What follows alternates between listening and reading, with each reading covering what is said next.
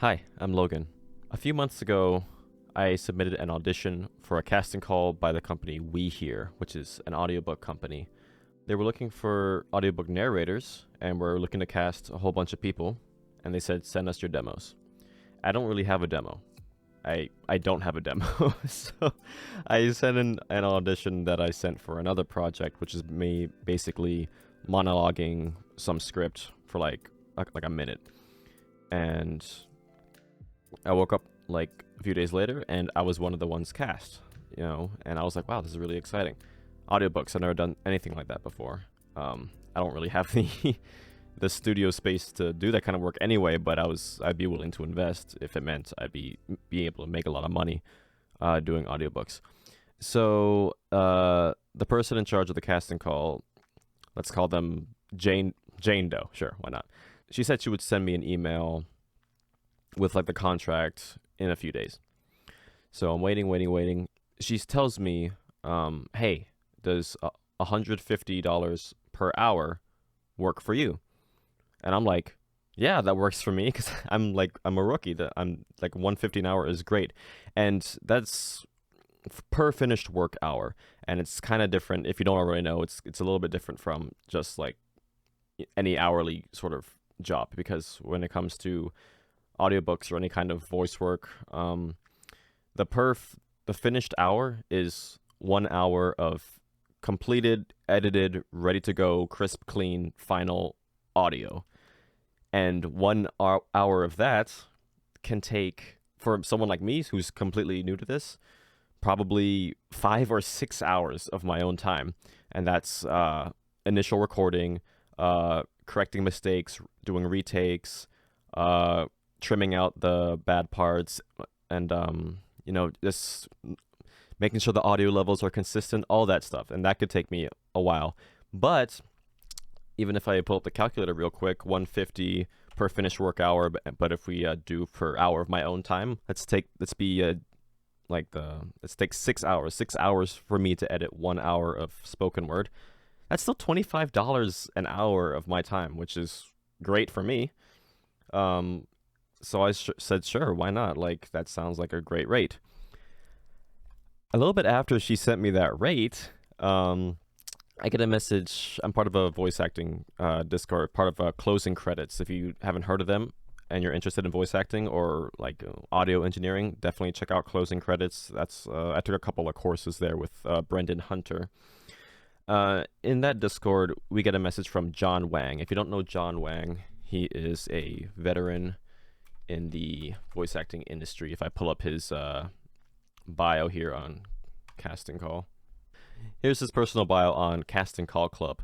John Wang is a 10-year production veteran, a voice coach, casting and dialogue director, and voice actor. His work can be found on major networks such as NBC, CCTV, BTV, and Discovery. Fluent in English, Japanese, and Chinese, he directs talents across the world, including clients such as Google, Microsoft. You get it. He knows what he's talking about. And he sends us a message in the Discord saying, caution, there has been a company called Wehear reaching out to amateurs to voice audiobooks for their platform. I looked into them and do not recommend engaging with them unless you know exactly what you are getting into. The way this company has treated its past narrators has been less than desirable. So I saw that and I was like, dang, I thought I had an opportunity lined up. Like, I was like, I thought I had almost like a break in voice acting, because it's kind of hard to find gigs, especially when you're new. You okay, where was I? Yeah, so I thought, 150 per finished work hour, yeah, that's something I could really, put effort into and like get a decent paycheck and like, really put my name out there as a voice actor. And so when I saw that, I was like, oh, that's great. It was probably too good to be true. But I messaged him separately and I said something like, hey, they already sent me this quote and I was already talking to them. Should I like back out now? And he said, unless you're absolutely sure, I would just not deal with them whatsoever. And I was like, okay. And I respect that. Like I respect his experience and like expertise in the field of like this kind of work. I kept messaging the Wehear anyway, trying to get them to send me the contract, not because I didn't believe John, but I wanted to see for myself. You know, I was curious. I wanted to see how less than desirable they really are, because to be honest, I wasn't satisfied with hearing, oh yeah, they're bad, don't work with them. I wanted to know how bad. And I didn't really get an answer with Google. I just got like a forum saying, oh yeah, they're a legit company. It's just, you know, not as big as, you know, Audible or something like that. I wasn't really able to find an answer. I'm like, why are they so bad to their narrators? So I kept saying I was interested, and eventually I got sent a contract. Now, if you recall earlier, I said that she told me $150 per finished hour would be my rate. So of course, when I'm reading over the contract, the first thing I'm looking for is what's my quoted rate, which was $70 per finished hour. And I'm like, there it is. I was looking for it. Glad I found it. And so I messaged her back. I'm like, hey, in the most polite way possible. Hey, yeah, you said 150. This is 70. This is less than half what you told me. Why did you send me this contract, essentially? Like, you change this to what you said, or I'm not signing with you. And then they didn't respond for like a week.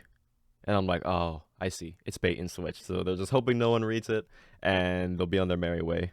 But actually, I figured out it was kind of my fault, because I replied to the email that was a no reply email. So that's kind of my fault. I found the original person, Jane's email, and responded to that saying, hey, this contract is ass. It's less than half of what you said you would pay me. So fix this before I sign. A few days later, okay, yeah, we fixed it. Shouldn't have been an issue in the first place, but whatever. They fixed it. It does say $150 per finished work hour. And I'm like, okay, that's a start. Let's read over everything else. There is a clause in there that says, me as a narrator, as part of the contract, am jointly and severably liable for any breach of conduct in the contract by any narrator. And I don't think it just means any narrator as part of my personal agreement with the company, because anytime it mentions me as a potential worker for the company, it's a capital N, narrator, as this is as defined in the beginning of the contract between company and narrator. But it says I am liable, I'll be on the hook for any breach of conduct by any narrator, lowercase, under this agreement.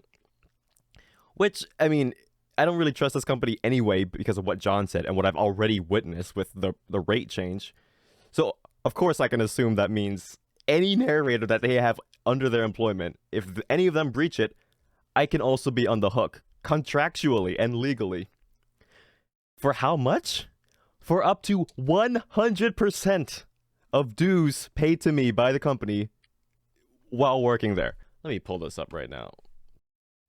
Okay, so if you breach the contract in any way, the company is off the hook 100%. That's sort of a given in these kinds of contracts. But in addition, the narrator shall be liable for an additional liquidated damages at 100% of all sums accrued and or paid by the company to the narrator, me, under this agreement in the event of a breach. Which, by the way, isn't just able to be caused by me, but any other narrator. And I can be legally obligated to pay 100% of what they've paid me. Like, yo. No. That's horrible. That is the worst thing I've ever read, honestly. That literally means you could work faithfully for this company for like 10 years, and then if someone breaches it, you could legally be required to pay everything you like. It's not even your money. It's not even your money. And there is one more clause that is just such a huge, it's not even a red flag, it's a red fucking banner. Let's see. They have an aggregate narration fee. What is that? It means they have a max amount of money you can earn doing work for them. And the contract they were trying to give me was for a 3-year span. So for that 3 years, I couldn't make more than a certain amount. And I don't have the original contract because they expired. This was months ago. But I do have a new one they sent me like a week ago saying, please, we'll give you $200 per hour. Please work for us. And so I have this contract now. And weirdly enough, none of the number values are filled in. It's all blank. Like, it says you'll be paid blank USD. So I guess they can just fill in whatever they want after they want me to sign in. I guess it's another mistake on their part. But here's the clause 5.9. During the term of this agreement, aka 3 years in my case, the parties, company and me, hereto confirm that the aggregate narration fee, total amount I can be paid during the 3 years, shall not exceed, in this case, blank USD. In the first contract, it said something like 20,000. Let's say 20,000. Any part of fees that exceed the foregoing maximum amount shall be waived and forgiven by the narrator, and the company shall be I'm so mad right now, I can't even speak. Shall be irrevocably released from any obligations to pay. So, but according to this clause, again, this is a new contract which is blank for some reason. So this is also source. Trust me, bro. You're just gonna take my word for it. You are required under their contract to submit at least 1.5 finished hours per week. Else you're in a breach of contract. Which isn't too bad on the surface, but if you're on your grind and you hit the aggregate narration amount before the contract is up, you are still required to submit 1.5 hours per week for free. And you have to forfeit the fees or be forced to pay everything they've already paid you. What kind of contract is this? This is so ass. Like, this is horrible. Oh my God. But you can see why I was excited about this, right? I'm like, okay, let's see. 1.5 hours per week. Let's say I did the bare minimum. 1.5 hours a week, 4 weeks, times 150 per finished hour. For doing the bare minimum, I'd be getting an extra potentially $900 a month for the bare minimum, which is why this was so attractive to me. I'm like, this is pretty good. I start getting all these ideas in my head. Oh man, I can quit my job and I just focus on this. And then, oh my God, no, this contract is ass. It is so ass. So like what? If it's like 20,000 for 3 years. So if I wanted to keep pace and not have to forfeit anything, I'd have to limit myself to like 6,000 whatever hours a year. Actually, wait, no, that's not true. No, that's not true. Sorry. That's $20,000 divided by 3. So $6,000, okay, divided by 150. I'd have to limit myself to 44 hours. Is that right? 44 finished hours a year. Yeah, that makes sense. 44 finished hours a year.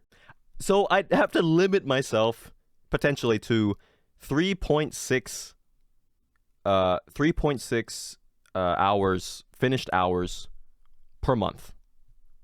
And hold on, let's do some better math. 44 hours a year divided by 360. No, but divided by 52 weeks in a year. No way.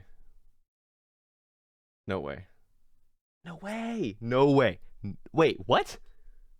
Wait. Hold on. If they're offering me, what, let's say it was 20,000 for a 3-year contract, 6,666 points repeating per year, divided by 150 per hour, that's 44.44 repeating hours a year, divided by 52 weeks in a year, 0.85, 0.85 hours a week? Let me make sure I got that right. 0.854 times 52, 44.4 hours times 3. That many hours times 150. Yeah, okay. So, to be on pace, I just figured this out. To be on pace, you have to submit less than what's required. But you can't do that. To be on pace, if they're giving me 20,000 for 3 years, I'd have to submit 0.85 finished hours a week. But I have to submit twice that under the contract. It's like literally built in that you're gonna have to do some work for free. Yo, this is so bogus. This is crazy. Oh, yeah. So yeah, John Wang was right. Everyone knew that. But now I know just how right he was. Thank you, John Wang. Yo, like, this is ridiculous. This is why you read contracts. Especially, I'm new at this too. And if you're new at like the voice acting or whatever, any kind of freelance work, and make sure you read those contracts, because this is probably the worst contract I've ever read. This is all the evidence I need to be like, yeah, John Wang, you were right. These guys don't treat their narrators very nicely. I'm glad I talked to them and was able to like get this contract so I could just see how ridiculous it is. Oh, and by the way, I'm not allowed to denigrate this company orally or otherwise if I sign it. So good thing I didn't sign it, so now I can denigrate it.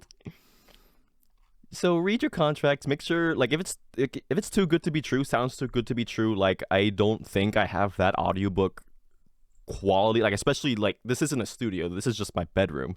So I don't think I'd be able to hit those standards anyway. I was just psyched that I was chosen for something, you know. And watch out, because people like this will prey on that. Anyway, what I'm trying to say is, be careful out there. Read your contracts. Know your worth. And yeah, I think that's all I have to say about that. Thank you for watching. If you're still here, I'm Logan, and this is my first video. It's a completely new channel. I still don't know which direction it's gonna take, but everything I look up says just do it, do something, don't go for perfection, just put stuff out there and see where it takes you. So I guess this is my first step in that. So I am a rookie voice actor, not in anything crazy, like, you know, what's it, AAA? What's it called? I stumble over my words a lot. What am I saying? Not in any big, huge productions. I have been in a little project here and there. If you're interested, I'll leave links in the description. I've been in the demo of a erotic visual novel. And I'm also going to be in the upcoming Richard Amsel documentary, just as his voice, not actually on screen or anything. But yeah, I'll leave links to that, and thank you again for watching, and I'll see you next time.